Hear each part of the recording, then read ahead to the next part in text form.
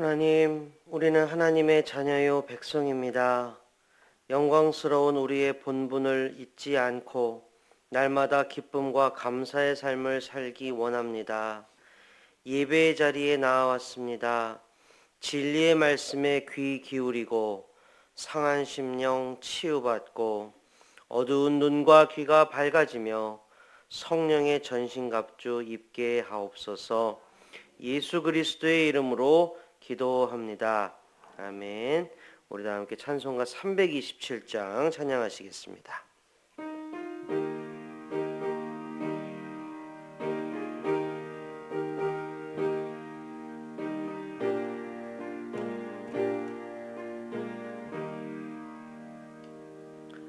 주님 주실와 병 믿음 얻기 위해 너는 정성껏 기도했나.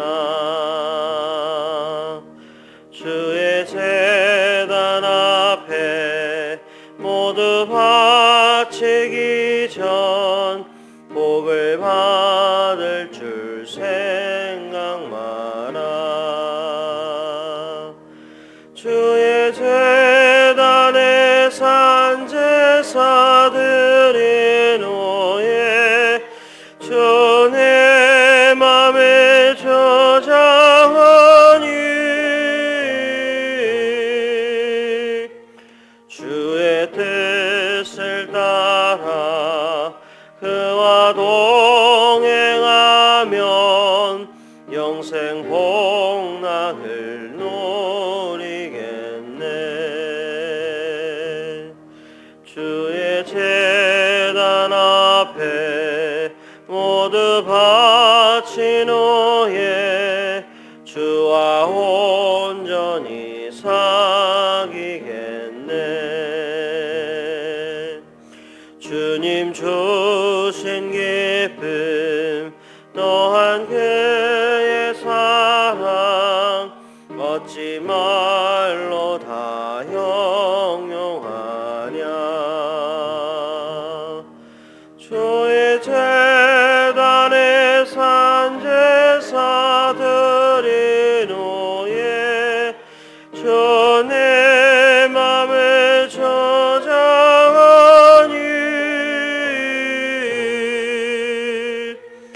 주의 뜻을 따라 그와 동행하면 영생 복락을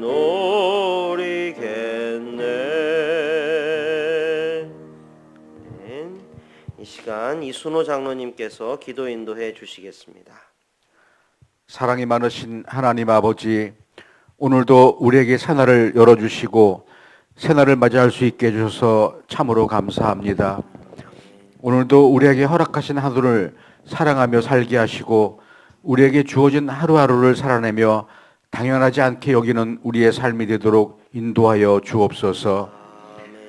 주님, 우리의 제한날의 시간을 돌아보며 회개하는 기도를 올려드립니다. 주님의 뜻과 주님의 가르침과 말씀, 명령대로 살아가지 못했음을 이 시간 돌이켜보며 뉘우칩니다.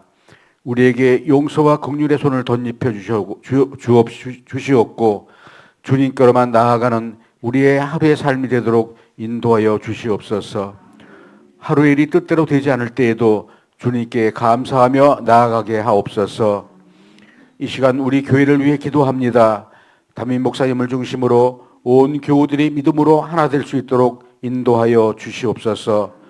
우리 교회가 반석 위에 날마다 세워져 나가고 교회에 맡겨진 사명과 복음을 전하는 귀한 사명을 잘 감당하게 하옵소서. 군복무로 유학으로 여러 가지 모양으로 흩어져 살아가고 있는 우리 교회의 온 가족들 어디에 있든지 눈동자처럼 지켜 보호하여 주시옵소서.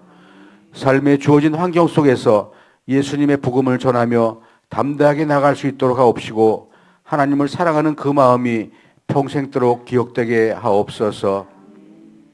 우리에게 맡겨진 다음 세대를 위하여 기도하며 나아갑니다. 영아부부터 청년부에 이르기까지 주님께서 저들의 인생을 붙잡아 주관하여 주셔서 어지러운 세상 속에서 우리에게 주어진 믿음을 잘 지켜나가고 굳건히 다져나가게 하옵소서. 무엇보다 예수님이 걸어가신 발자취를 따라 예수님의 성품을 따라 살아갈 수 있도록 인도하여 주시옵소서. 우리 교회 환우들을 위하여 기도합니다. 몸과 마음으로 고통받고 아파하는 환우들이 있습니다. 저들의 아픔을 치료해 주시고 치유하는 하나님이 그들의 치료하실 때 우리의 모든 회복이 주님을 통해 이루어진다는 사실을 깨닫게 하시옵소서. 귀하신 말씀을 준비하신 이호선 목사님, 살아있는 말씀 떠오르게 하시옵시고 건강한 삶 영위하도록 도와주시옵소서.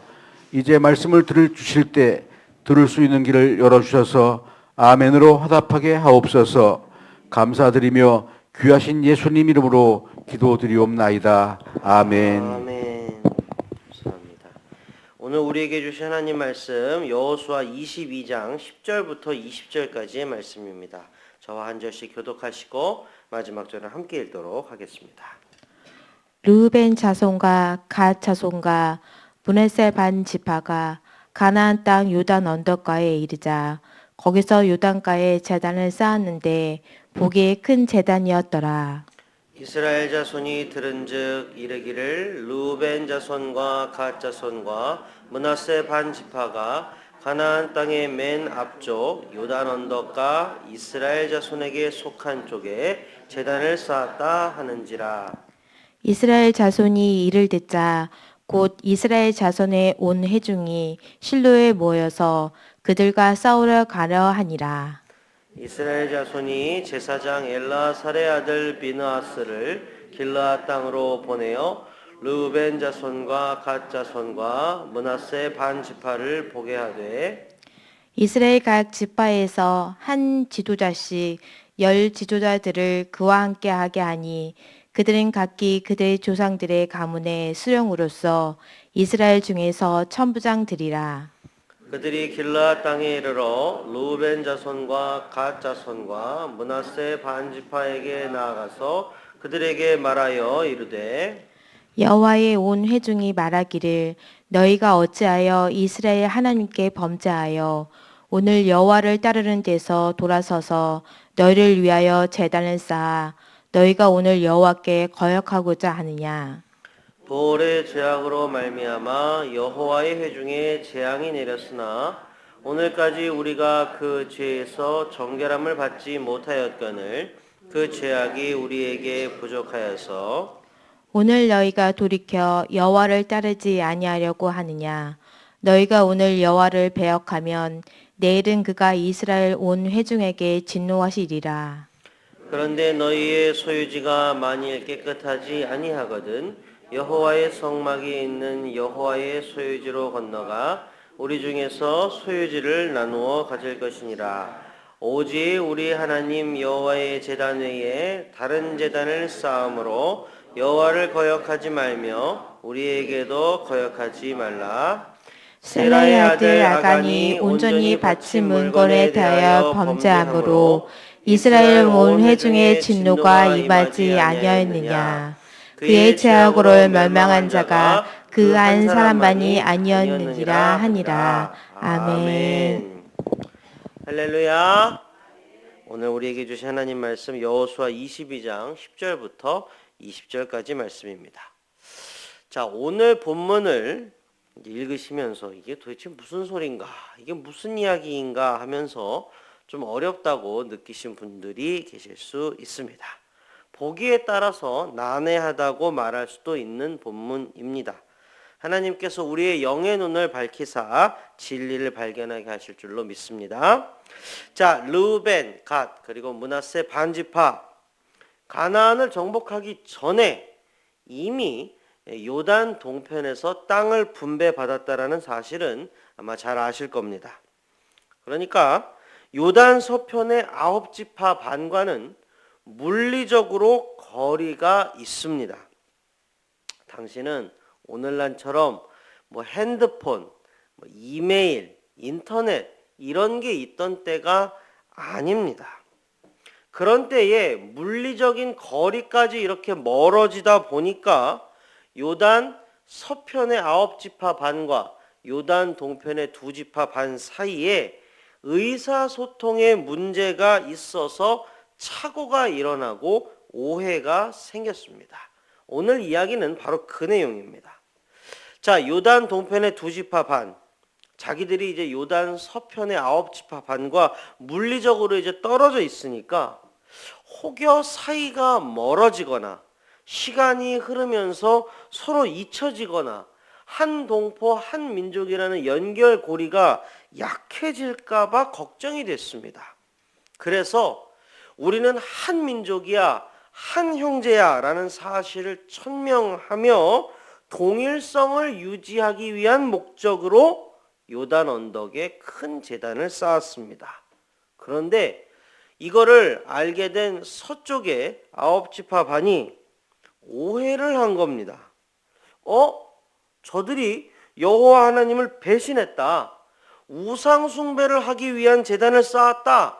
이렇게 오해를 해버린 겁니다. 그래갖고 당장에 싸움을 벌여서 이제 응징을 하려고 했습니다.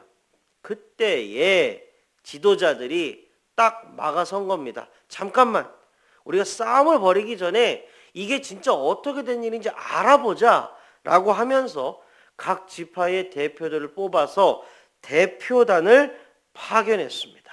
자, 13절 14절이 이렇게 씁니다. 이스라엘 자손이 제사장 엘라살의 아들 비나스를 길라 땅으로 보내어 르우벤 자손과 갓 자손과 므낫세 반지파를 보게 하되 이스라엘 각 지파에서 한 지도자씩 10 지도자들을 그와 함께하게 하니 그들은 각기 그들의 조상들의 가문의 수령으로서 이스라엘 중에서 천부장들이라.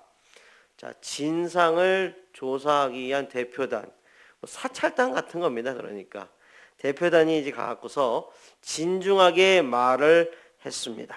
그리고 그들의 말에서 우리가 하나님의 메시지를 발견할 수 있게 됩니다. 대표단의 말은 대략은 이러합니다. 이봐라 형제들아, 옛날에 있었던 일을 한번 떠올려봐라.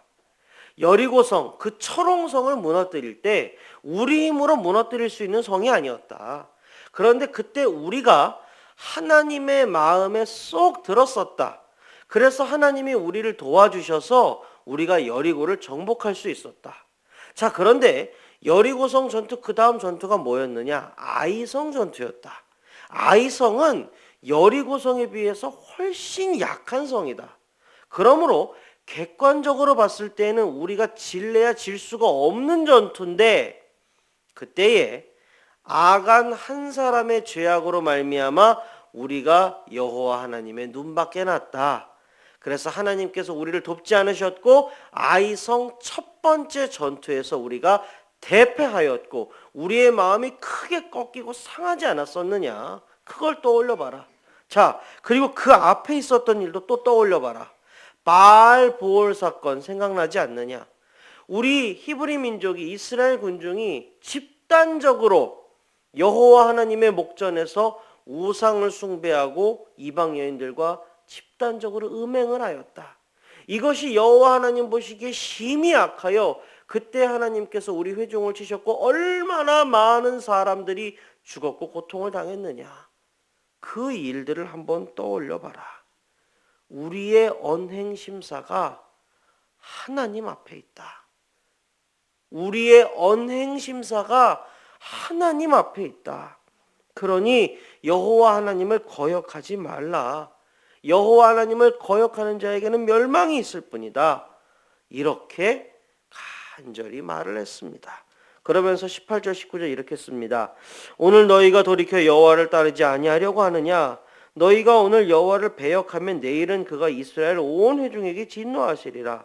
그런데 너희의 소유지가 만일 깨끗하지 아니하거든 여호와의 성막이 있는 여호와의 소유지로 건너와 우리 중에서 소유지를 나누어 가질 것이니라. 오직 우리 하나님 여호와의 제단 외에 다른 제단을 쌓음으로 여호와를 거역하지 말며 우리에게도 거역하지 말라. 아멘. 무슨 말입니까? 우리 땅 나누어 줄게. 우리 거 나누어 줄 테니까 거기 그 배역한 땅, 그 부패한 땅 거기 있지 말고 우리에게 와서 우리 안에서 한 형제로 함께 여호와 하나님 섬기면서 살자. 이렇게 얘기한 겁니다. 자신들의 땅을 나누어주는 희생과 노력을 하면서까지 저들은 여호와 하나님을 배역하지 말라고 여호와 하나님을 잘 섬기고 따르자고, 그게 사할 길이라고 권고를 합니다.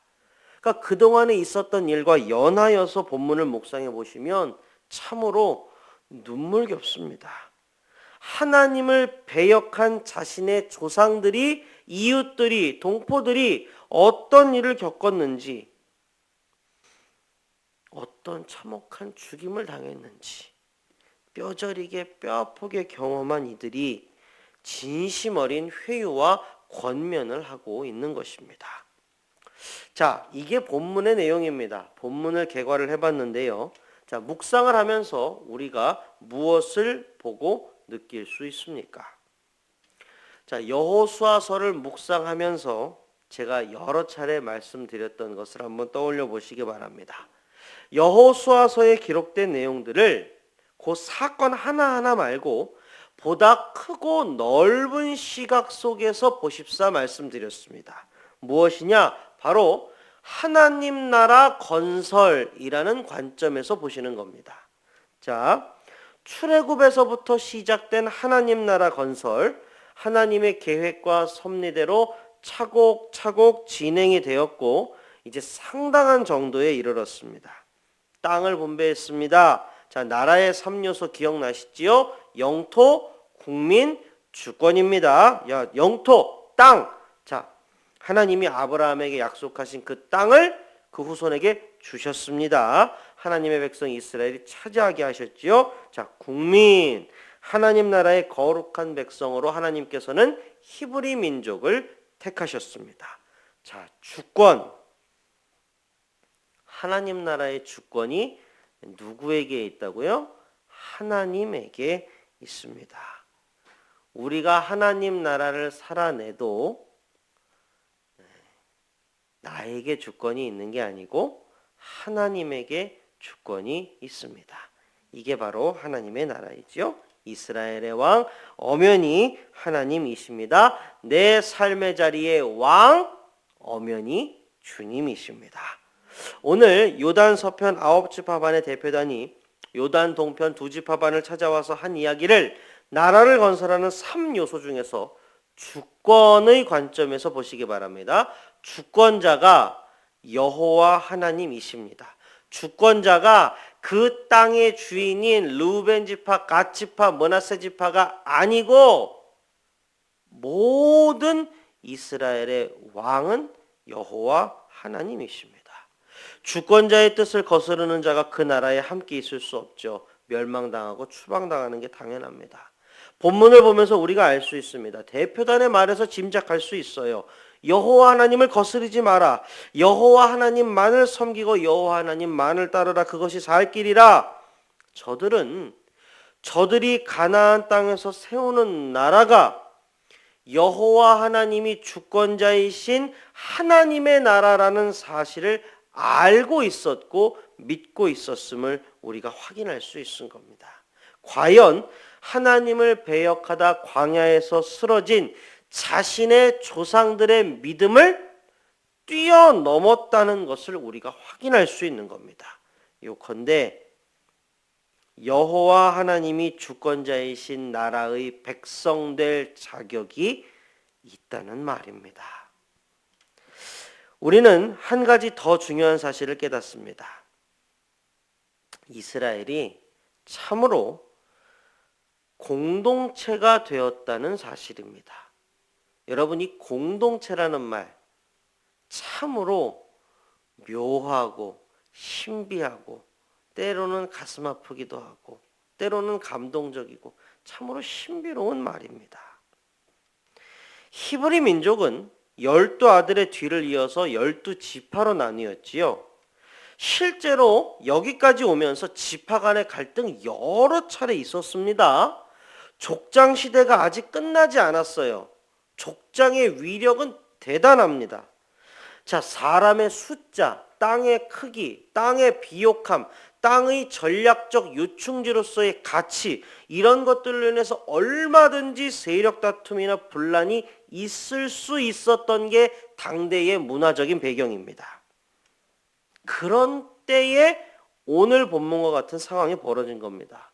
9지파 반이 2지파 반에게 시비를 걸어서 그들의 땅을 얼마든지 뺏을 수 있는 명분도 있었고 분위기도 있었습니다.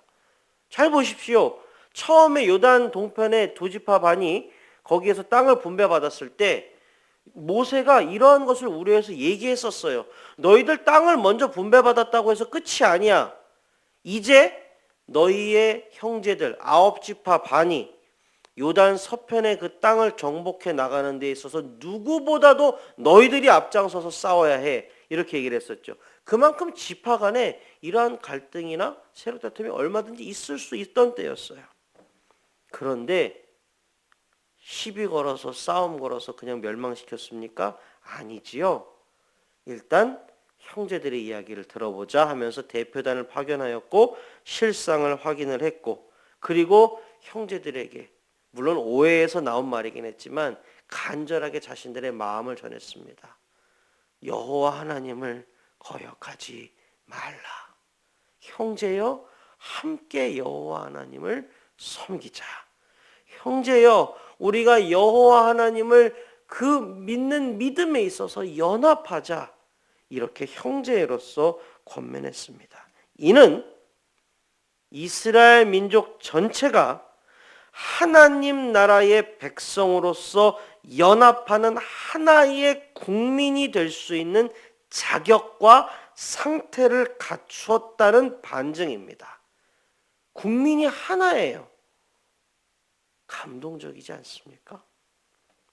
자, 오래 걸리긴 했지만 그동안 가슴 아픈 많은 일들을 겪었지만 적어도 지금 저들의 모습은 형제애가 살아있는, 그래서 하나님 나라의 연합된 백성으로서의 면모를 잘 보여주고 있는 것입니다. 사랑하는 성도 여러분, 이제 본문의 상황과 그 메시지를 우리의 삶의 자리로 가져와 보겠습니다. 자, 우리가 자주 기도하고 얘기하죠. 하나님 나라 이 땅에서 이룬다고.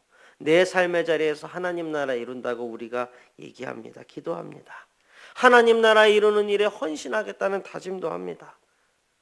사랑하는 빛과 소금 가족 여러분, 간곡히 간절히 진실로 말씀드립니다. 하나님의 나라는 우리가 죽어서 가는 나라가 결단코 아닙니다. 이미 하나님의 나라는 이 땅 가운데 임하였습니다. 현재 이 땅 가운데 임하여 확장되고 있는 현재 진행형의 나라입니다.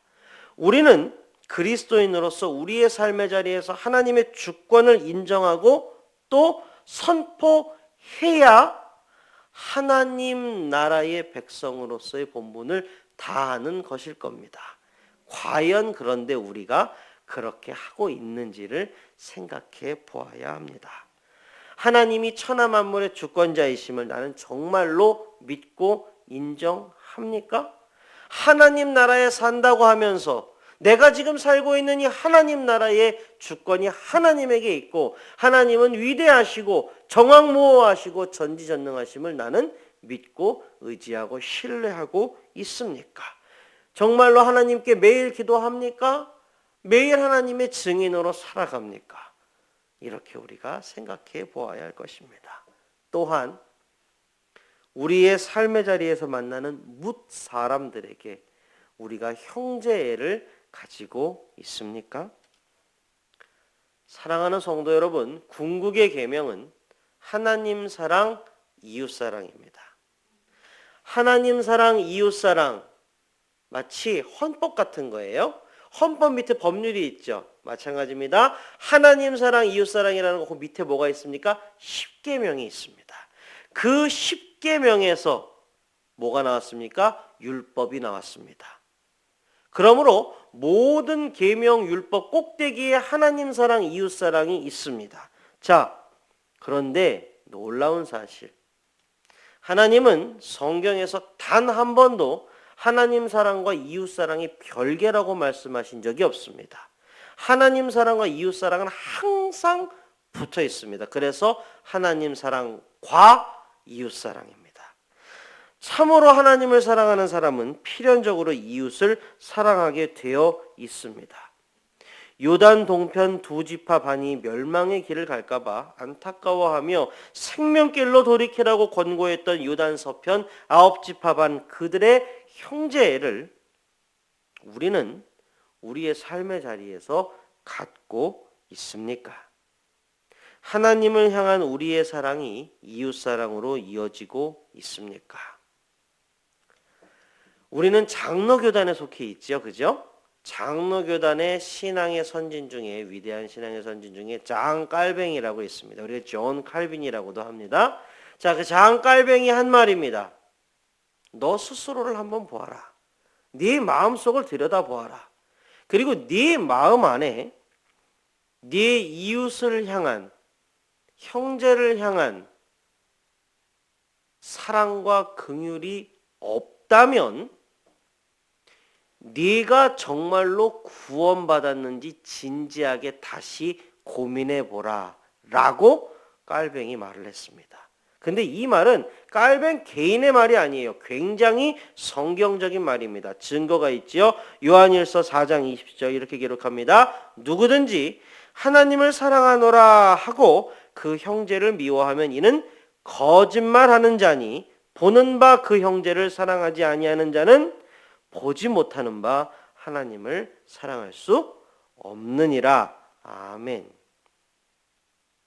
나의 언행심사에서 형제를 발견하지 못한다면 나의 가족, 나의 이웃, 나의 동료, 내가 정말로 공동체를 이루고 있는 그 공동체 안에 있는 구성원들에 대하여 내가 형제를 가지고 있지 않구나라는 것을 발견하신다면 나의 하나님에 대한 사랑이 진실한지 다시 한번 진지하게 고민해 볼 필요가 있습니다.